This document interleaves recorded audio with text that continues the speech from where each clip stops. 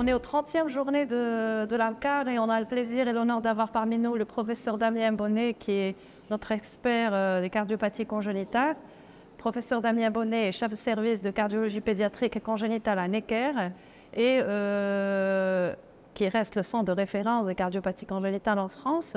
Alors je voudrais savoir, professeur Damien, est-ce que les performances de l'examen échocardiographique fait par un congénitaliste, en tenant compte de la clinique, pourrait s'approcher de l'IRM et du scanner?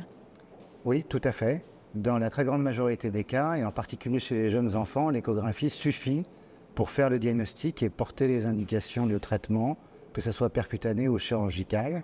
Et les limites de cet examen sont des limites techniques, essentiellement pour des raisons d'échogénicité. Donc ce que je viens de dire est un peu moins vrai chez des adultes ou chez des patients qui ont déjà été opérés à plusieurs reprises.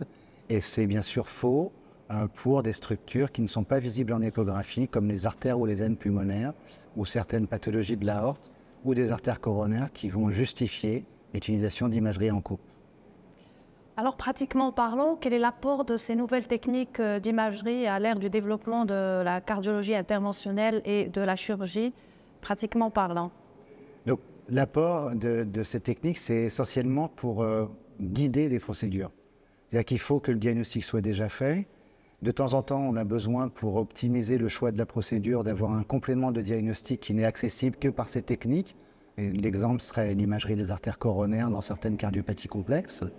Et puis, de temps en temps, pour le choix de la stratégie chirurgicale, la voie d'abord par exemple, ou le choix du matériel qu'on va implanter dans une technique percutanée. Il y a aussi un certain nombre de développements qui sont ce qu'on appelle l'imagerie multimodalité, utilisée de façon synchrone au bloc opératoire ou en salle de cathétérisme pour guider les procédures. Merci beaucoup, professeur Damien.